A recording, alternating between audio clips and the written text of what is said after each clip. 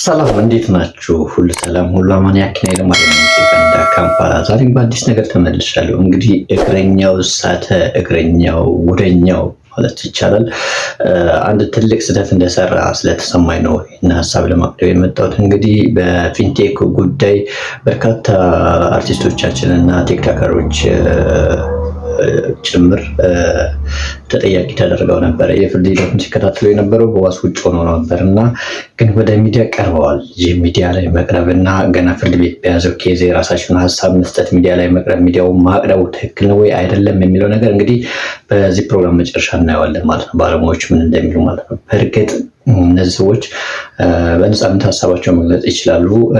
ወንጀለኛ አይደለንም ማለት ይችላሉ። ኖርማል ነው። ግን አቅራቢው እዛ ሚዲያው ፍርድ ቤት የያዘው ኬዝ ሚዲያው አቅርቦ የፍርድ ቤት ኬዝን የመተንተን ሀሳብ የማንሳት መብት አለው ወይ የሚለው ነገር ትንሽ ጥያቄ ውስጥ ይከታል። ስለዚህ እግረኛው ባለፈው በጂግሳ ወይም ደግሞ በአበባው አቅርበው የመከላከያ ልብስን ለብሶ እንደፈለገ ሲፈነጭ ማለት ነው። አቅርበው እንግዲህ በሱ ትልቅ ስህተት ሰርተህ ታልፈህ ነበር። እንግዲህ በቃ ስህተት ነው በሚል ምንም እንኳን ቶሎ ብለህ እንትን የምታወርደው ቪዲዮን የምታወርደው ማለት ነው ከዩቲዩብ ላይ ቪዲዮ የምታወርደው ግን ትልቅ ስህተት ሰርተህ ነበር። አሁን ደግሞ የሀገሪቷ ከፍተኛ ፍርድ ቤት የያዛትን ኬዝ ተንቀልቅለ እንግዲህ ፋይል ነካክተሃል ማለት ነው። እንግዲህ እግዚአብሔር እውነት ሌላ ምንም አይደለም። እስኪ እግረኛ ያቀረባቸው አርቲስቶችን በደንብ እናያቸው። እንግዲህ የምንወዳቸው የምናከብራቸው አርቲስቶች ናቸው። በእርግጥ ሰው ስለተጠረጠረ ብቻ ወንጀለኛ ነው የሚል የደከመ አስተሳሰብ የሚለኝም እነዚህ ሰዎች ነፃ ወጥተው ጉዳያቸው ተጣርተው ሁሉም ደግሞ ብሩ የተበላው አካልን ብሩ ተመልሶለት ይህን ያደረገው አካል ባለቤት የፊንቴክ ባለቤት ግን ተጠያቂ የሚሆንበት መንገድ እንደሚኖር ነው ተስፋ ማድረገው። ከዛ ውጭ ግን ሰዎች ናቸው ተሸውደው በፋይል በተለያየ ነገር ተሸውደው ማስታወቂያ ሊሰሩ ይችላሉ። ይህ ማለት ግን ወንጀለኞች ናቸው፣ ወንጀለኛ ያስብላቸዋል የሚል አስተሳሰብ የለኝም። ያ ፍርድ ቤቱ የሚያውቀው የሚወስነው ጉዳይ ሆኖ እንዳለ ማለት ነው።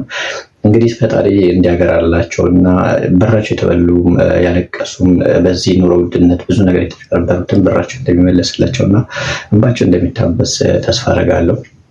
መልካም ምኞት አለኝ ለእነሱ።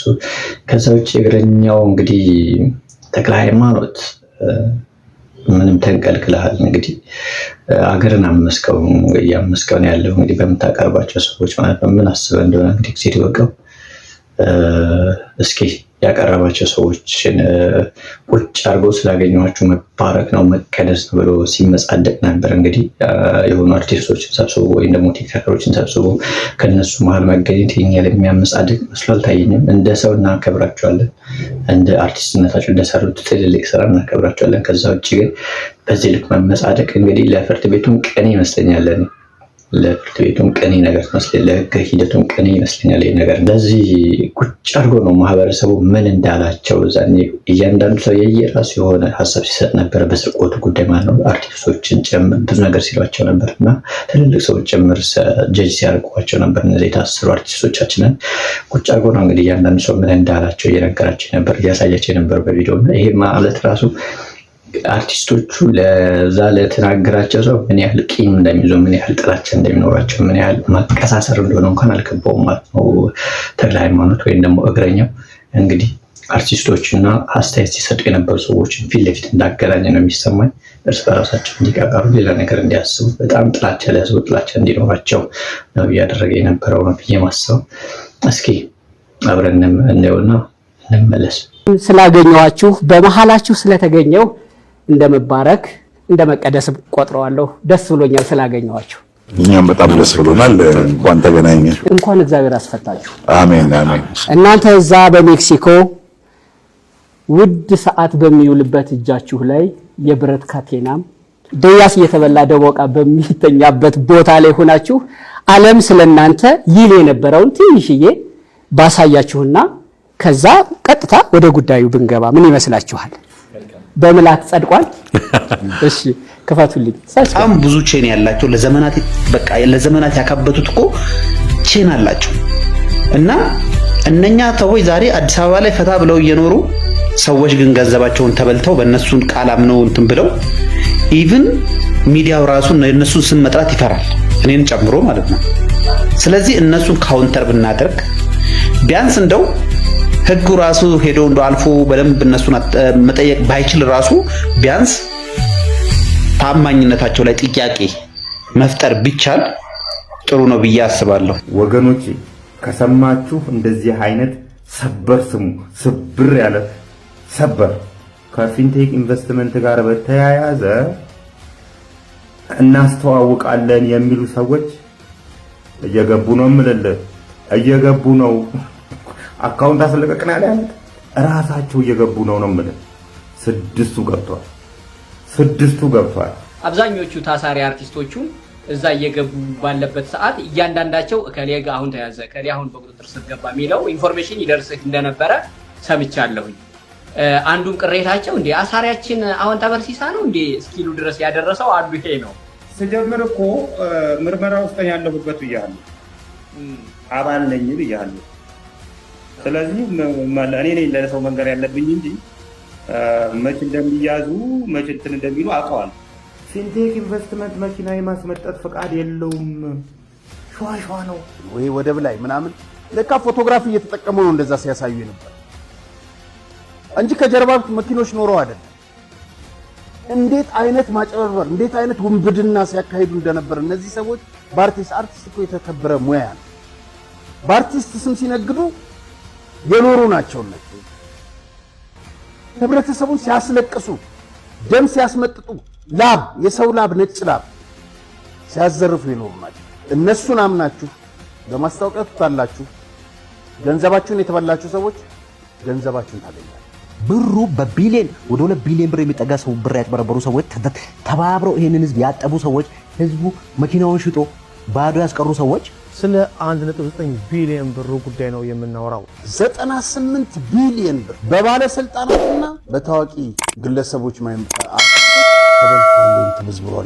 የፊንቴክ ኢንቨስትመንት ድርጅት ዋና መስራችና ታዋቂ ግለሰቦች ከ1200 በላይ ዜጎችን በማታለል ወንጀል ተጠርጥረው ክስ ተመስርቶባቸዋል። ተጠርጣሪዎቹ በ90 ቀናት ውስጥ የኤሌክትሪክ መኪና ባለቤት እናደርጋቸዋለን በማለት ከእያንዳንዱ ተጎጂ እስከ 1.3 ሚሊዮን ብር ተቀብለዋል። በዚህ ወንጀል ታዋቂ አርቲስቶችና የማስታወቂያ ባለሙያዎችም እጃቸው እንዳለበት ነው ፖሊስ ያስታወቀው። መኒ ላውንደሪ ነው የምትሰሩበት፣ በእርዳታ ሰበብ የራሳችሁን ንግድ የምታጣጡበት፣ ከጎን ሌላ ድርጅት ተከፍታላችሁ፣ እዚህ ልብስ ብትሰጡ ልብስ ቤት አላችሁ፣ ጨርቅ መደብር አላችሁ። በዛ ተወስዳ መጣ እና ቋል ድራማውን ነው የምላችሁ። ወንድም ካሊድ ከዚህ መኒ ላውንደሪውን ለሚሰራ ሰው እኮ ነው። ሳውዲ አረቢያ ላይ ሞት የተፈረደባት ሴትዮ ላይ 60 ሚሊዮን ብር ተሰብስቦ ብሩ የት እንደገባ ራሱ አይታወቅም እስካሁን። እኚህ ሁሉ የምንወዳቸውና የምናከብራቸው ሰዎች በፎርጅድ ወረቀት ታውቃላችሁ፣ በፎርጅድ ወረቀት ምንም ማስረጃ በሌለው ነገር እስከ ኤምባሲ ድረስ የውሸትን ሁሉ ነገር ደብዳቤ ውሸት ነው መግለጫ ሰጥተው እንደዚህ ይኸው ድራማ የምታዩት በፎርጅድ ወረቀት ነው። ይሄን ታውቃላችሁ። ከ2 ሚሊዮን ሪያል በላይ ነው በዚህ ጉዳይ ላይ የተሰበሰበው። ብሩ የት እንደገባ አይታወቅም። ምንም አይነት ማስረጃ የላቸውም። በእርግጠኝነት ነው የምነግራችሁ። በዚህ ጉዳይ ላይ እኔ በግሌ ፌደራል ፖሊስ ድረስ መጥቼ ጥቆማ የምሰጥ ይሆናል። ሞራላቸውን ሸጠው በግልጽ ነው የምነግራችሁ። ሞራላቸውን ሸጠው በዚህ ልጅ ስም እየለመኑ ብሩ የት እንዳለ አይታወቅም። ታሪኩም የፈጠራ ነው። የፍርድ ቤት ማስረጃ የላቸውም። ልጁ ራሱ እውነት ውሸት አይታወቅም። ሌላ የምትባለው ልጅ ራሱ የት እንዳለች አይታወቅም። አንድ ነገር ልንገርህ፣ አንተም ሆነ ይገረም ምናምን ተብዬ ማለት ነው ከገዳም የበላችሁትን 108 ሚሊዮን መጀመሪያ መልስ። የዛ ሄደ እንተማል መኪና አስመጣላችኋለሁ ብሎ እጥብ ያደረጋቸው ካምፓኒ ባዚህ ይሄ ካምፓኒ ይህን ስራ ሲሰራ ትልቁን ድርሻ የተወጡት እነዚህ ሰዎች ናቸው። ለፖለቲካ ዓላማ ሊሆን ይችላል፣ ለሽብርተኛም ሊረዳ ይችላል፣ ለምንም። ሲቀጥል ደግሞ ሃይማኖታዊ ወላ የእስላም ብለው ወላ የክርስቲያን የእርዳታ ተቋም አንፈልግም፣ መፍረስ አለበት። ሰለሞን ቦጋለ የተባለው ግለሰብ በ6 ቢሊዮን ብር ሆስፒታል ሰራለው እርዱን ሲል ማንም ኢትዮጵያዊ ነው የለቀቀለት። የእሱንም እንጠያየቃለን፣ ገና አንላቀቅም። እኔ በጣም ደስ ብሎኛል። ባይዞ አንድ ወር እንግዲህ እንደሰማችሁት ነው። ሁሉም የየራሱን ሀሳብ ሰንዝረዋል። እንግዲህ እነዚህ ሰዎች ቁጭ ብለው እንግዲህ ይህንን መርዶ መስማታቸው እነዚህ ሰዎች እንግዲህ ቁጭ ብለው ይህንን መርዶ መስማታቸው ማህበረሰቡ ወይ ደግሞ አጠቃላይ ሙሉ ኢትዮጵያ ማለት በሚቻልበት ሁኔታ በሚዲያ እንኳን ባይወጣ በየቦታው ሲያማቸው ነበር ማለት ነው። እንዴት እንደዚህ ያደርጋሉ የሚል ማለት ነው። ሙሉ ነገር ሲደፈደፍባቸው ነበር። ሳናጣራ ግራ ቀኝ ሳና የፍርድ ቤት ውሎ ብዙ ነገሮችን በደንብ የተጨበጠ ሀሳብ ሳይኖረን የመሰለን ወጥተን ስናወራ ነበር ማለት ነው። እና ይህን ነገር ነው እንግዲህ የሰሙት። ምን ያህል ሊሰማቸው እንደሚችል ምን ያህል ፊል ሊያደርጉ እንደሚችል በተለይ ሀቀኛና እውነት ያላቸው ሰዎች ከሆኑ ንጹህ ከሆኑ ምን ያህል ሊሰማቸው እንደሚችል ግልጽ ነገር ነው። እያንዳንዱ ሰው ደግሞ እዚህ ጋር በተለይ ስልክ ስላለው ብቻ ወጥቶ የመሰለውን ነገር እዚህ ጋር የነበረው ብር ይገባ፣ እዚህ ጋር የነበረው ነገር ይገባ፣ እንጠያየቃለን ምናምን የህግ አካል ሆኖ ተገኘ። ሁሉም በየራሱ ስልክ ማለት ነውና ይህ ነገር ትክክል ብዬ አላምንም። ለመናገር የሚመለከተን ነገር ላይ ብቻ ፎከስ አድርገን ወይም ደግሞ ሪል የሆነ መረጃ ካለን ብቻ ነው ወደ ህዝቡ ማድረስ ካለብን ማድረስ ያለብን እንጂ ከመሬት ተነስተን የድሮ ፕሮፋይሉ ላይ ያወጡ የተገባ ብሎ በዚህ ልክ የሰብስብ ማጠልሸት ልክ ነው ብዬ አላምንም። እንግዲህ እነዚህ ሰዎች ንጹህ ሊሆኑ ይችላሉ ምንም ነገር ወይም ደግሞ አምነው ባለሙያ ስለሆኑ ተከፍላቸው ማስታወቂያ ሰርተው ሊሆን ይችላል። ዲቴል ሄዶ ማጣራት ቢኖርባቸው ማለት ነው። ግን በዚህ ልክ ግን ቁጭ ብሎ ማህበረሰቡ ምን እንዳላቸው መስማታቸው ራሱ ትልቅ ነገር ነው። ብዙ ነገር ነው ፊልም ያደረጉት፣ ብዙ ነገር ነው ከሰው ያላቸው ነገር ወደ መጻረር ወይ ደግሞ ወደ መቃረን የሚያስኬድ ማለት ነው። እና በተለይ ንጹህ ነን ብለው የሚያምኑት ሰዎች ያው ፍርድ ቤቱ የሚያሳውቅ ነገር እንዳለ ሆነ ማለት ነው። ትንሽ የሚጎዳ ይመስለኛል ይህ ነገር ቁጭ ብለው መስማታቸው ማለት ነው። እግረኛውም እንግዲህ እናስበህ እንዳሰማቸው አላውቅም። ትንሽ እየሳትክ እንደሆነ በመግቢያው ላይ ተናግሬያለሁ።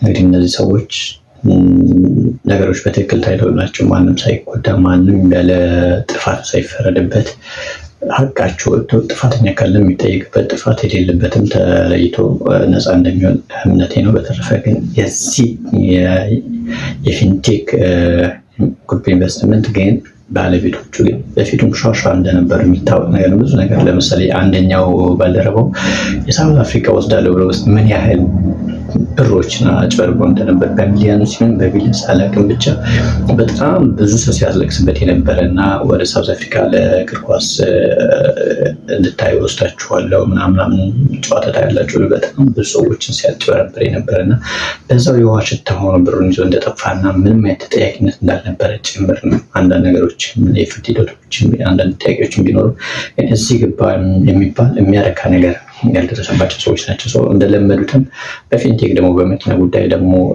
መልካቸውን ቀይረው መጡ። ህዝቡን ሸዋሸዋ ነው የሰሩት። ሌላ ምንም አዲስ ነገር የለም። ይሄም አይደለም ሌላም ተጨማሪ ነገር ፕሮፋይል ሊወጣ ይችላል። ፍርድ ቤት ነገር ስለሆነ ፍርድ ቤቱ የራሱ ስራ ነው የሚሰራው። እኔ ዝም ብዬ እዚህ ከማውራት ስለሌለብኝ ማለት ነው።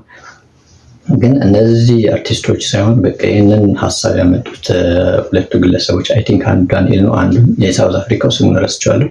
እነዚህ ሁለት ግለሰቦች ነው እንግዲህ ኢትዮጵያን ሲያተራምሱ የነበረው። የሚገርም ነው። መረብ ዘርግተው በህዝቡ በተለያየ መንገድ እየመጡ ፊልዱን እየቀያየሩ ሲያጭበረብሩ የነበሩት ማለት ነው። በፊንቴክ ብቻ አይደለም፣ በእግር ኳስም ብቻ አይደለም፣ ሌሎች በርካታ ነገሮች እንዳሉ ግልጽ ነው። ብዙ ነገሮች እየሰማን ሁሉ ነገር ሚዲያ ላይ ስለማይወራ ነው። እንግዲህ ትምህርት ቤቱ የራሱ የሆነ ሂደት ይኖረዋል። ራሱ አስተካክሎ ራሱ እንትን ብሎ ተጠያቂነት አስፍነው እነዚህ የተጎዱ የተበሉ ወዳጆቻችን ቤተሰቦቻችን ሊሆን ይችላሉ። ምን ለኢትዮጵያዊ በዚህ የተዘረፈ ሰው ብሩ ተመላሽ እንደሚያስደርግ እምነቴ ነው። በተረፈ ግን ከዚህ በመቀጠል እንግዲህ እያንዳንዳቸው አርቲስቶች ወይም ደግሞ ቲክቶከሮችም ጭምር ምን እንደተሰማቸው ቀንጨብ ያለ የእነሱን ሀሳብ በዚህ ጉዳይ በመፈረጃቸው በዚህ ጉዳይ በመሆኑ ይህ በመሆኑ ምን እንደተሰማቸው ማህበረሰቡ የሰጣቸው አስተያየት በመታሰራቸው ምክንያት የተሰማቸው ነገር ጠቅልል ያለ ነገር አጠር ያለ ነገር እያንዳንዳቸውን ሰማና እንመለሳለን። በጣም ከባድ ነው የምልህ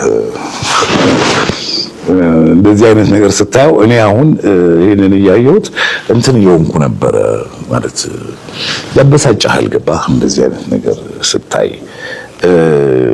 እና እነዚሁ ሰዎች ናቸው ይሄንንም ጉዳይ እዚህ እንዲደርስ ያደረጉት። ከዛ በፊትም ነበሩ፣ እኛ ከመግባታችንም በፊት ነበሩ። ከገባንም በኋላ እንዳሉ ሰምተናል። እንደገና ከወጣንም በኋላ አልፎ አልፎ ወጣ ገባ የሚሉ አሉ።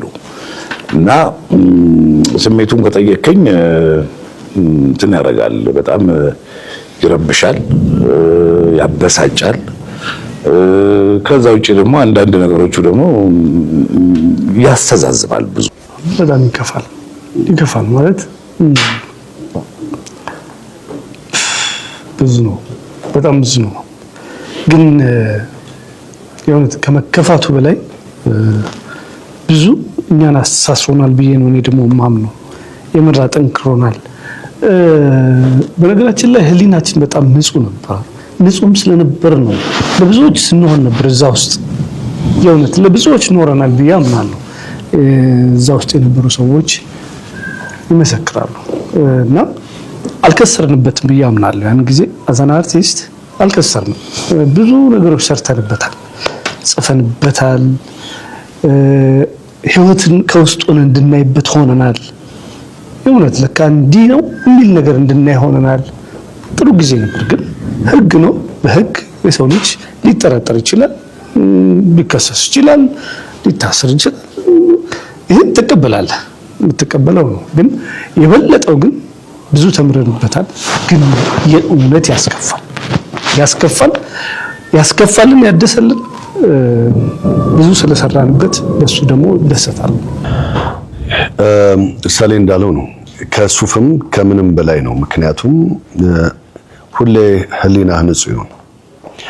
ህሊናህ ንጹህ ከሆነ ልቦናህ ንጹህ ከሆነ በየትኛውም ቦታ ከምንም ነገር በላይ ትሆናለህ እና እግዚአብሔር ይመስገን ያው ሁሉም ጓደኞቼን ያገኘሁበት 24 ሰዓት ወንድሞቼን የሙያ አባቴን ሰርሽን 24 ሰዓት ማግኘት ለኔ ቀላል አይደለም። ያባ ስትነቃ ከእንቅልፍ ሶልን ማየት የገን በቃ ሁሉንም እንደዚህ አብርሽን፣ ካሊድን፣ መንሱርን ሌሎችን ስነቃያቸው ነበርና ደስ ይለኝ ነበር 24 ሰዓት ስንገናኝና እነዚህ አሁን ያየናቸው ነገሮችን ውስጥ ሆነን ነበር የሰማነው። ስንወጣም ያው እንግዲህ ወይ እነሱ ጀግና ሆነው አይደለም፣ እኛ የተለየን ሰው ሆነን አይደለም፣ እነሱ ወንድ ሆነው አይደለም፣ እኛ ወንድ ሳንሆን ቀርተን አይደለም። በቦታው በጊዜው የነበርንበት ሁኔታ ይወስነው ነበር። ከዛ ውጪ ግን እያንዳንዱ ቪዲዮ አይቼዋለሁ፣ ተይዟል፣ በአካባቢ ተቀምጧል፣ እዛው ፋይል ተደርጓል። ፋይል እኛ አስቀምጠናል። ምክንያቱም ለእያንዳንዱ የመመለስ አቅሙም ሞራሉም የለንም። ምክንያቱም ምን አይነት ህሊና ምን አይነት ሞራል ኖሯቸው እንደሚሰሩ አይገባኝም። መሰር እንግዲህ ለማንም የማትመኘው ነገር ነው። ግን በህይወት ውስጥ አንዳንድ ነገር ሊያስተምርህ የሚፈልግ ነገር ያጋጥማል ብዬ አስባለሁ። እንደውም እኛ ከወጣም በኋላ ኦክስፎርድ ነበርን ነው ሰዎችን የምንለውና ብዙ ነገር ሌሰን የወሰድንበት በቀጣይ ህይወቱን ምን ማድረግ እንዳለብህ የምታውቅበት ሁኔታ ነው ማለት ኦፍ ኮርስ እኛ አሁን ብዙ ሰው የሚመስለው ተይዘን ታድነን በመጥሪያ ወጥቶልን ምናምን ነው የሚመስለው። እንደዛ አይደለም። ይሄር ነው ለውይይት ነው የተጠራ ነው። ለውይይት በተጠራንበት ነው በዛው እንድንቆይ የተደረገውና ሰዎች መታሰር የሚለውን ቃል ራሱ እኔ አሁን እዛ በቆየንባቸው 1 ወር ከ18 ቀን ብዙ ትምህርቶች ወስጃለሁ። ሞዳቸው ማከብራቸው ታላላቅ ከኔ የሆኑ የሙያ ባልደረቦች ጋር ብዙ ቆይታ አድርጌያለሁ። ብዙ ነገር ተገንዝቤያለሁ ብዬ አስባለሁና ማንም ሰው እንዲታሰር አንፈልግም። እኛም ብንሆን የታሰርንበት አጋጣሚም ደግሞ ቅድም እንደተባለው እንዳየነው እኔ አንዳንድ ጊዜ እዚች ሀገር ላይ በጣም ብዙ የሚያሳዝኑ ነገሮች አንዱ አሁን ሶሻል ሚዲያው የሚገራው ሰው መጥፋቱ ነው ብዬ የማስበው። ምክንያቱም በሶሻል ሚዲያ ብዙ ነገር ይፈርሳል፣ ተቋማት ይፈርሳሉ፣ ሰዎች ያላግባብ ስማቸው ይጠፋል። ግለሰቦችም ረጅም ዓመት ደክመው ለፍተው ምናልባት ብዙ ነገር ችግር አጋጥሟቸው ያንን ሁሉ ነገር አልፈው ዛሬ ለደረሱበት ስኬት ብዙ ጣውረዶች አልፈው ነው። ዛሬ ግን ሶሻል ሚዲያው አንዱ ወጥቶ የሰዎችን ስም በማጉደፍ ያም ደግሞ የሚከተለውን ደግሞ እንትኖች አለ ግለሰቦች አሉ። በዛ እየተመራ እንደዚህ አይነት አላስፈላጊ ነገር ውስጥ የሚገባበት ሁኔታ አለ። በጣም ታይበታል። እንደው ትንሽ ከቀደመው ስሜት እንነሳ። ትንሽ አብርሽ ነካ አድርጎ ለማለፍ ሞክሯል። ስትኖር በተቻለ አቅም ተጠንቅቀህ ለመኖር ትሞክራለህ። አንዳንዴ ስም ብቻ ሳይሆን ያንን ስም እንደው በአግባቡ እንዴት ነው የምጠቀመው ብለህ እርባና ያለው ነገር ለማድረግ በተቻለ አቅምና ጉልበት ለመድከም ትሞክራለህ። ስለዚህ ባለፉት ከ25 ዓመት በላይ በዚህ ህይወት ውስጥ ቆይ ከፈጣሪ እርዳታ ጋር ራሴንም ለማቀብ ሞክራለሁ፣ ለመጠንቀቅ ሞክራለሁ። በተቻለኝ አቅም ማህበረሰብን ሊጠቅም ይችላል የምለው ጉዳይ ላይ መሳተፍ ደስ ይለኛል፣ ያረካኛል። በእንዲህ አይነት ሁኔታ ውስጥ ነው ያለሁትና ድንገት ግን የሆነ ሰዓት ባልጠበቀውና ባላሰብከው ሁኔታ የሆነ ተጠርጣሪ ሆነህ ራስህን እስር ቤት ውስጥ ማግኘት ከባድ ነው። ቀላል ነው ብዬ ምናምን የማልፈው ነገር አይደለምና ከባድ ነው። ከህሊና ጋር ያለ ሙግት እንዲህ ነው የሚባል አይደለም። ትጠያየቃለህ።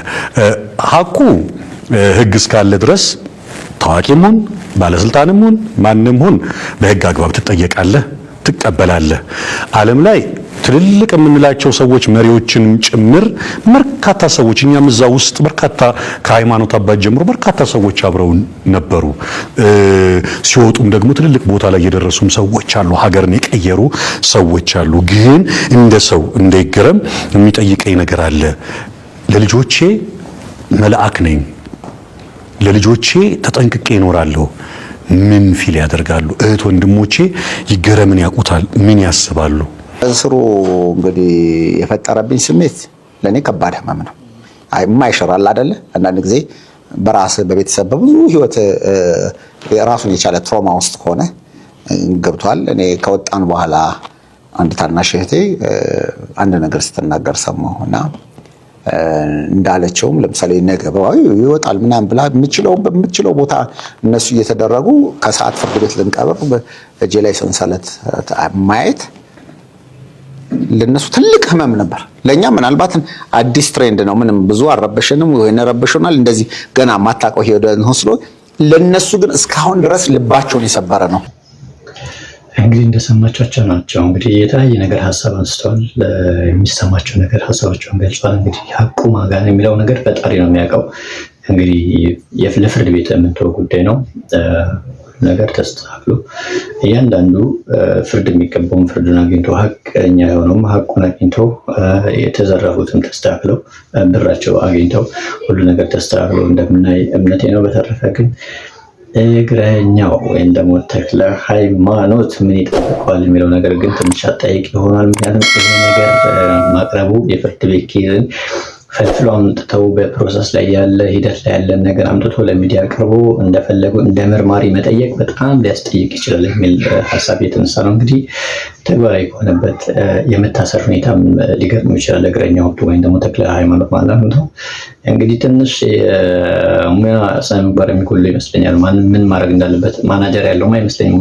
ነገር ዝም ብሎ ጠነቅ ብሎ ማንም የማቅረብ ሁኔታ አለ፣ ያለማስተዋል ሁኔታ ይታያል። እና አይ ዶንት ኖ አጉል ደፋር ነኝ ለማለት የሚሆን አይታወቅም፣ ወይም ደግሞ አነጋጋሪ ለመሆን ተፈልጎ የሚሆን አይታወቅም። የማይነኩ ርዕሰ ጉዳዮችን እየነካ ያለውና እስኪ በዚህ ጉዳይ ላይ ፍርድ ቤት በያዘው ኬዝ ላይ ሰዎች ፍርድ ቤት ሂደት ላይ ያሉ ሰዎችን አቅርቦ ያንን ነገር በደንብ ዲቴል ማብራራት መንገር ሚዲያ ላይ ማቅረብ ለሚዲያው ምን ያህል ቻሌንጅ እንደሆነና ምን ያህል ሊያስጠይቀው እንደሚችል እንግዲህ ሀበሻ አንዳንድ ሀሳቦችን አንስተው ነበረ። እሱን ደግሞ ተከታትለን እንመለስ እስኪ። በሚዲያ መግለጫ መስጠታቸው ትልቅ ስህተት ነው ተባለ። ከፊንቴክ ማጭበርበር ጋር በተያያዘ ተጠርጥረው ታስረው በዋስ የተለቀቁት እነ እስራኤል ፍቅሬ ጉዳያቸውን ከእስር ቤት ውጭ ሆነው እየተከታተሉ መሆኑ ይታወቃል። ይህን ተከትሎ ከሰሞኑ ክሳቸውን በተመለከተ መግለጫ ሰጥተዋል። መግለጫ መስጠታቸውን ተከትሎ ደግሞ የፊንቴክ ተበዳዮች በተለያዩ መንገድ ተቃውሟቸውን እየገለጹ ይገኛሉ። ለመሆኑ እነ እስራኤል ፍቅሬ በፍርድ ቤት የተያዘን ጉዳይ በሚዲያ ላይ ወጥተው ማብራሪያ መስጠት ይችላሉ ወይ? ይህ በተመለከተ የህግ ባለሙያዎችን ከአዲስ አበባ አነጋግረን ነበረ። ያነጋገርናቸው የህግ ባለሙያዎች እንደሚሉት በዚህ ጉዳይ ላይ የኢትዮጵያ ህግ ከዓለም አቀፍ የህግ መርሆች ጋር ተመሳሳይ የሆነ አቋም እንዳለው ገልጸዋል። የህጉ መሰረታዊ ዓላማ የግለሰብ መብት ማስጠበቅና የፍርድ ቤቶች ነጻነት ማረጋገጥ ነው። ጉዳዩን በሚመለከት የኢትዮጵያ ህግጋት የሚከተለውን ይደነጋሉ ሲሉ ገልጸውልናል። አንደኛው በኢትዮጵያ ህገ መንግስት መሰረት ንጹህ ሆኖ የመገመት መብት ነው። በኢፌዴሪ ህገ መንግስት አንቀጽ 20 ንዑስ አንቀጽ 3 ላይ በግልጽ እንደሰፈረው ማንኛውም የተከሰሰ ሰው ጥፋተኝነቱ በህግ መሰረት በፍርድ ቤት እስከሚረጋገጥ ድረስ ንጹህ ሆኖ የመቆጠር መብት አለው። በተጨማሪም ህገ መንግስቱ በአንቀጽ 29 ሐሳብ በጽናት የመግለጽ መብትንም ያረጋግጣል። በመሆኑም አንድ ተከሳሽ ይህንን መብቱን ተጠቅሞ ለቀረበብኝ ክስ ንጹህ ነኝ ብሎ መናገሩ የዚህ መብት አካል ስለሆነ በህግ ላያስጠይቅ ይችላል። እንደ ህግ ባለሙያዎቹ ማብራሪያ ከሆነ በወንጀል ህጉ መሰረት በፍርድ ቤቶች ስራ ጣልቃ አለመግባት የሚለው ሊሰመርበት ይገባል። በ2004 ዓ.ም በወጣው የኢትዮጵያ የወንጀል ህግ የፍርድ ቤቶችን ነጻነትና የፍትህ አሰጣጥ ሂደትን መጠበቅ ላይ ጥብቅ ክልከላዎች አሉ። ጉዳዩ በፍርድ ቤት የታየና በክርክር ላይ ሂደት እያለ ተከሳሹ በሚዲያ ላይ ወጥቶ የክሱን ዝርዝር በመተንተን ህዝባዊ ጫና ለመፍጠር ከሞከረ፣ ምስክሮችን ካሸማቀቀ ወይም ማስረጃዎችን በሚዲያ ለማቅረብ ከሞከረ የፍትህ ሂደቱን እንዳስተጓጎለ ተቆጥሮ በወንጀል ይጠየቃል። እዚህ ጋር የፍርድ ቤትን ክብር መንካት የሚለውም ሊነሳ ይችላል። ተከሳሾቹ የሚሰጡት መግለጫ ውስጥ የዳኞችን ገለልተኝነት ጥያቄ ውስጥ የሚከት፣ ፍርድ ቤቱን የሚያንኳስስ ወይም አቅጣጫ ለማስያዝ የሚሞክር ሐሳብ ከተንጸባረቀ የፍርድ ቤትን ክብር በመንካት ወንጀል ሊከሰስ ይችላል። የህግ ባለሙያዎቹ እንደሚሉት በኢትዮጵያ የመገናኛ ብዙሃን አዋጅ መሰረት ቢሆን የፍርድ ቤትን ነጻነት ሊጋፋ የሚችል ጉዳይ ሚዲያዎች ማስተናገድ አይፈቀድላቸውም። አንድ ሚዲያ በፍርድ ቤት የተያዘን ጉዳይ የራሱን የሚዲያ ችሎት በመክፈት የተከሳሹን ማስረጃዎች ቢመረምርና ቢያስተላልፍ ተጠያቂነት አለበት። በኢትዮጵያ ህግ አንድ ግለሰብ ክስ ከቀረበበት በኋላ በሚዲያም ሆነ በማህበራዊ ትስስር ገጾች በተከሰስኩበት ጉዳይ ንጹህ ነኝ፣ እውነቱ በፍርድ ቤት ይረጋገጣል የሚል አጠቃላይ መግለጫ መስጠቱ መብቱ ነው።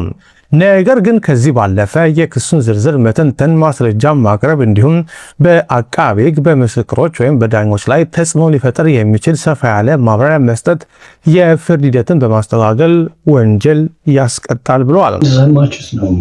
አንደኛ ሰዎቹ የሚሄዱበት መንገድ በተወሰነ መልኩ እነሱን ሊያስጠይቃቸው ይችላል። ግን ሞር ኦፍ ሊያስጠይቅ በሚችለው ጉዳይ ያለው ዋናው ወይም ደግሞ ጋዜጠኛ ተክለ ሃይማኖት ጋዜጠኛ ለብለው አይዶን ነው ተክለ ሃይማኖት ነው ሰው የመጠየቅ ፕሮባቢሊቲ ያለ ፍርድ ቤቱ እንግዲህ ባላየላሽ ካላለ በስተቀር በደንብ የመጠየቅ ሁኔታ ወደሱ ነው የሚያደላው ባለሙያዎቹ እንዳሉት ማለት ነው።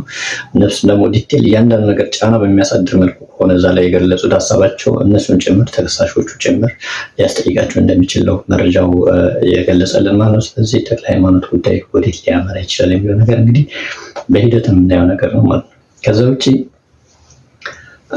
ተክለ ሃይማኖት ከዚህ በፊትም አንድ ልጅ አቅርቦ ነበር። የሆነች ልጅ ከኢትዮጵያ ባህል ወግ አንጻር ወጥ ያለች የሆነች ልጅ አቅርቦ ነበር እና እዛ ላይ የነበረው ዲፌንስ አይታችሁታል።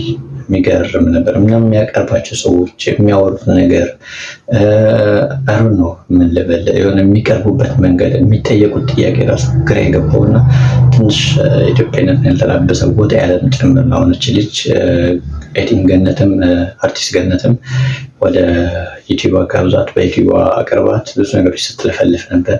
ትግረኛውም እንዲም ተቀብሏት እሱም አቅርቧት ነበርና እዛ ላይ ያለው ነገር እስኪ አድምጠን እንመለስ። ጠቀመን ብለውሻል። አሁን ለምሳሌ አንተን ጥያቄ ልጠይቅ እኮ አንተ ፖርኖግራፊ አይታጠቅም ነው? አላምንም። ቀደም ምን ስትይ ነበር? አላምንም ስለ ማለት ሲጀመር ፖርኖግራፊ ብለክ ራሱ ሲጀመር ስለዛ ነገር እንትን ካልክ እንዴት አታውቅም? ፖርኖግራፊ የአደልት ፊልም ነው። የአደልት ፊልም አይደለም። እንዴት ቆይ ጽሁፍ በደንብ ስላነበብኩ ነው። በተለይ ከፈረንጆች ሲጀመር ፖርኖግራፊ ሲባልም በራሱ ገብቶ እያወራ ከሆነ ስለምታውቅ ታውቃለህ። በጽሁፍ አይደለም ታውቃለህ። አትዋሽ። እዚህ ተለይ ስለሆነ አትዋሽ አይደለም። ኦኬ እሺ ተግባባ። ይሁንለት አይደለም ሁሉም ሲያውቃል። እኔ አሁን ነገርሽኝ አወቅኩ። ፖርኖግራፊ ምንድነው አሉ ባልና ሚስት ተጋብተው በአንሶላ ውስጥ በመጋረጃ የሚያደርጉትን በካሜራ ፈረንጆች አድርገው ወደ ኢትዮጵያ ይልኩታል። የወሲብ ፊልም ነው። ይሄን ሰምቻለሁ። አይተሃል? አላየሁም። እግዚአብሔርን ታያል። እንግዲህ አልተማርክም ማለት ይሄን ነው። አልተማርክም አሉ እማማ ዝናሽ። ለማንኛውም ብቻ ነገረኛው ይሄንን በሳምፕል ነው ያቀረብኩላችሁ እንግዲህ እንድታዩት ነው። ምን አይነት ሰዎችን ጨምር እያቀረብና ምን አይነት ጥያቄዎችን ጨምር የማይወሩ ወሬዎችን ጨምር እንዴት እየተወሩ እንደሆነ እንድታውቁ የልጅቷን ነገር ያመጣሁላችሁ እንጂ ባናየው ነበር የሚሻለው። የእሱ ሀሳብ ታወራችሁ የወሬዎች የምታቀርቡበት መንገድ ፌስቡክ ላይ ብዙ ነገር የምትለፍልፋቸው ቪዲዮዎች አሉና አይቻታለሁ። እንግዲህ እግረኛው ወደ ራሱ ይመለስና እንግዲህ ትክክለኛ መሆን ያለባቸው ፕሮግራሞች ቢያቀርብ ባይ ነኝ። እንግዲህ ቀጣይ ላይ ምን ይሆን የሱ ዕጣ ፈንታ የሚለው ነገር ደግሞ አብረን የምናየው ይሆናል። እንግዲህ እግዚአብሔር ያግራለት እላለሁ። ፍርድ ቤቱን ባላየላሽ እንደሚለውም ተስፋ አደርጋለሁ። ካልሆነ ግን እንግዲህ ሰበር ብለን ታስሯል ብለን ወደ በሰበር ልንመጣ እንችላለን። ምክንያቱም ብዙ ነገሮች እየሳተ ስለሆነ ይህ እንዳይሆን ግን ጸሎቴ ነው፣ ምኞቴ ነው። ምንም ቢታሰር እኛ የምናገኘው ጥቅም ስለሌለ ማለት ነው። ሌላኛው ሀሳብ ሳልፍ እንግዲህ ሰሞኑ አዲስ አበባ ላይ በታገታች ትንሽ ጊዜ ለውጥም ህይወቷን ያጣች እህት አለች። እንግዲህ መሀል አዲስ አበባ ላይ ምን የተፈጠረ እንደሆነ ትንሽ የሚያሳስብ ጉዳይ ነው። እንግዲህ ይህች እህታችን ነፍስ ይማር ነው። አዲስ አበባ ላይ ኦልሬዲ ከኢትዮጵያ ማቅጣጫ ጥሩ እንዳልሆነ ሰላም እንዳልሆነ ይታወቃል። ነገር ግን እነዚህ ነገሮች ወደ መሀል አዲስ አበባ ዘልቀው እየገቡ ነው። ሰው ድንገት ወጥቶ እየሞተ ነው፣ ሰው እየታገተ ነው፣ ብዙ ነገሮች እየደረሱ ነው እና ይህ ነገር ከየት ወዴት እያመራ ነው የሚለው ነገር ለማሳሰብ እና ፕላስ ደግሞ ሰው በተቻለው መጠን ከቤቱ ተጠርቶ ሲወጣ ዝም ብሎ መውጣት እንደሌለበት፣ በጓደኞች መታለል እንደሌለበት፣ ግራ ቀኙ ማየት እንዳለበት፣ 360 ዲግሪ በደንብ ማስተዋል እንዳለበት፣ ጠላቱን ወዳጁን በደንብ መለየት እንዳለበት፣ በተለይ ወዳጅ ከሚሏቸው ሰዎች በደንብ ራሳችን መጠበቅ እንዳለብን ብዙ ነገር ያስተማረን ጉዳይ ነው የተፈጸመው አዲስ አበባ ላይ ማለት ነው። እንግዲህ ለእህታችን ነፍሷን ይማር። እስኪ መልእክቱን አይተን እንመለስ። በመሃል አዲስ አበባ የታፈነችው የሚስ ወርልድ ኢትዮጵያ ሩት ይርጋለም እህት በአጋሾቿ ተገድላ መገኘቷ ተሰማ። ዘሀበሻ ከአዲስ አበባ ፖሊስ ከቤተሰብ ምንጮች ያሰባሰበው መረጃ እንደሚከተለው በአጭሩ አቀርባለሁ። በሚስ ወርልድ የውበት ውድድር ላይ ኢትዮጵያን ለመወከል በዝግጅት ላይ በምትገኘው ሞዴል ሩት ይርጋለም ቤተሰብ ላይ ከባድና አሳዛኝ መርዶ ወርዷል። የታላቅ እህቷ ወጣት ቅዱሳን ይርጋለም በመሃል አዲስ አበባ ቤተል አካባቢ ከቤቷ ተጠርታ ከወጣች በኋላ ታግታ መወሰዷና በመጨረሻም በአጋዦቿ መገደሏ ተረጋግጧል። የአዲስ አበባን ሕዝብ እጅጉን አስደንግጧል። በተለያዩ የክልል ከተሞች ይሰማ የነበረው የእገታ ድራማ አዲስ አበባ ደርሷል። ለዘሀበሻ የደረሰው መረጃ እንደሚያመለክተው አጋቾቹ ወጣት ቅዱሳንን አፍነው ከወሰዱ በኋላ ለቤተሰቦቿ የ2 ሚሊዮን ብር ቤዛ ጠይቀው ነበረ። ይሁን እንጂ ገንዘቡን ቢጠይቁም ምንም አይነት ርኅራኄ ሳያሳዩም የዚችን ወጣት ሕይወት በአሰቃቂ ሁኔታ ቀጥፎታል። ይህንን አሳዛኝ ክስተት ተከትሎ የአዲስ አበባ ፖሊስ ከኦሮሚያ ክልል ፖሊስ ጋር በመቀናጀት ባደረገው የጋራ ኦፕሬሽንና ከፍተኛ ክትትል ወንጀለኞቹን ከሕግ ለማምለጥ ሲሞክሩ በቁጥጥር ስር ለመዋል ችሏል። ፖሊስ ተጠርጣሪዎቹን ከያዘ በኋላ ባደረገው ምርመራ አጋቾቹም የገደሉበትን ቦታ ጠቁመው የሟች አስክሬን ሊገኝ ችሏል። በ2026 የሚስ ወርልድ ኢትዮጵያ አሸናፊ ሆና ኢትዮጵያን በዓለም አቀፍ መድረክ ለመወከል እንዲሁም የባህልና ስፖርት የክብር አምባሳደር በመሆን የኢትዮጵያን ቱሪዝምና እሴቶች በተለያዩ የክልል ከተሞች በመዘዋወር በማስተዋወቅ ላይ ትገኝ የነበረችው ሞዴል ሩት ይርጋለም ይህንን አሳዛኝ የቤተሰብ መርዶ ተከትሎ ሀገራዊ ተልዕኳን ለጊዜው ከክልሎች አቋርጣም ወደ ቤተሰቧ ተመልሳለች። የሚስ ወርልድ ኢትዮጵያ አዘጋጅ ኮሚቴ ባወጣውና ለዘሀበሻ በላከው ይፋዊ የፕሬስ መግለጫ የወጣት ቅዱሳንን አሳዛኝ ህልፈት በመግለጽ ለሞዴል ሩት ይርጋለም ለቤተሰቦቿና ለወዳጅ ዘመዶቿ ጥልቅ ሐዘኑን አስታልፏል። አያይዘውም በምርመራውና ወንጀለኞችን በቁጥጥር ስር በመዋሉ ሂደት ላሳዩት ቅንጅት የአዲስ አበባና የኦሮሚያ ክልል ፖሊስን አመስግኗል። የሟች ቅዱሳን ይርጋለም የቀብር ስነስርዓት ዛሬ ሐምሌ 19 ቀን 2018 ዓ.ም ከቀኑ 6 ሰዓት ላይ ቤተል በሚገኘው ቅዱስ ጎርጎርዮስ ቤተ ክርስቲያን በከፍተኛ ሐዘን ተፈጽሟል። እንግዲህ ቤተሰቦቻችን ቅዱሳን ይርጋለም እህታችን እንግዲህ ነፍሷን ይማር። አሁን እህቷ እንግዲህ ሩት ይርጋለም በ2026 የቁንጅና ውድድር አሸናፊ ሆና በርካታ ነገሮችን ከዛ ኢትዮጵያ ውስጥ ማለት ነው የተለያዩ ክፍለ ሀገራትን እየሄደች እያስተዋወቀች እንደነበረ ሰምተናል። የሚታወቅ ጉዳይ ነው፣ ሁሉም የሚያውቀው ጉዳይ ነው፣ ሚዲያ ላይ ሲወራ የነበረ ጉዳይ ነው እና አሁን ምን ብላ ነው የምታስተዋወቀች ልጅ ወደ ዓለም መድረኮች ስትወጣ ወደ ተሻሉ ከፍ ወዳሉ መድረኮች ስትወጣ ያው ከዓለም ሕዝብ ጋር ስለሆነ የምትወዳደረው ማለት ነው። ሄዳ ምንድን ነው የምትለው? እስኪ ምን አይነት ስሜት ነው የሚሰማት? በጠራራ ፀሐይ ተጠርታ የታገተችበት የሞተችበት ህይወቷን ያጣችበት ሀገር ነው ብላ ነው የምታወራው ወይስ ምን ብላ ነው ለመድረክ ላይ የምታስተዋውቀው? ስለ ኢትዮጵያ ምንድን ነው የምታወራው? እንግዲህ የእህቷን ህይወት አጣ የእህቷን በዚህ ሁኔታ እህቷን ተለይታ መድረክ ላይ ሄዳ ልትዋሽ ትችላለች? እንግዲህ ምን ካልኩሌት ተደርጎ እንደሆነ ራሱ ምንም እየገባኝ አይደለም። በተለይ አጋቾቹ ለምን እሷን ታርጌት እንዳደረጉ፣ ለምን ቅዱሳን ይርጋለምን ታርጌት እንዳደረጉ፣ ለምን ሩት ይርጋለም ዓለም መድረክ ላይ ብቅ ማለት በጀመረችበት ነገሮች ማስተዋወቅ በጀመረችበት ሰዓት ይህ ነገር ሀብር መሆኑ የሆነ ተልእኮ እንዳለውና የሆነ ነገር እንድንጠራጠር ጭምር ያደረገ የሆነ የሀገር ኢሜጅ ጭምር ለማበላሸት የተደረገ ያለ ነገር እንዳለ ነው እኔ ፐርሰናል የሚሰማኝ እና አይዶን ነው እንግዲህ ጽናት ሚስጥሽ ነው የምላት ሩት ይርጋለም የዓለም መድረክ ላይ ራሷን ቻል አድርጋ ራሷን የሚሰማትን ስሜት ቻል አድርጋ ዋጥ አድርጋ የሀገር ክብር ጉዳይ እንደምንም የውስጥ ገመድ ሸፈን የለ ሸፋፍ ነው መልካም ገጽታውን እንደምታስተዋውቅ እምነቴ ነው። እህታችን እንግዲህ ቅዱሳን ይርጋለም ነፍስሽን ይማርልን። ሩት ይርጋለም ጽናቱን ብርታቱን ሰጥቶች ለመላው ቤተሰቦቿ እንግዲህ ብርታቱን ይስጥልን። እንግዲህ አዲስ አበባ ላይ በጣም ብዙ ነገሮች ከባድ የሆኑ ነው። በፊት የሆነ ሰዓት ላይ በጣም ጸጥታው ሰላማዊ ነበር። በዚህ ትንሽ ዓመታት ውስጥ ግን በጠራራ ፀሐይ እንኳን መኪና አስቆሞ በመሀል አስፋልት ላይ ብዙ ነገር ሲዘረፍ እናያለን። ብዙ ነገር ሲሆን እናያለን። ብዙ ሰው ሲሞት እናያለን። ብዙ ሰው ሲጠለፍ እናያለን። ብዙ ሰው ሲገደል እናያለን እና የጸጥታው ነገር ግን ትንሽ እያሰጋ የሚገኝበት ሁኔታ ነው ያለው። እንግዲህ ነገር መንግስት የራሱ የሆነ እርምጃ የሚወስድበት እና መንግስት ራሱ የሆነ ምን እየተፈጠረ ነው የሚለው ነገር ወደ ራሱ አይቶ የዚህ ምክንያት ነገሮችን ለይቶ ሀገራችን ወደ መረጋጋት እንደሚያመጣልን ተስፋ አደርጋለሁ። ከዛ ውጭ ግን በጣም እያሰጋን ያለ ጉዳይ ነው እና እንግዲህ ፈጣሪ ነው የሚባለው። እንግዲህ ወዳጆች የዛሬ ፕሮግራም ይህን ይመስል ነበር። በሌላ ፕሮግራም እስከምንገናኝ ድረስ ሰላማችሁ ይብዛልኝ ባይ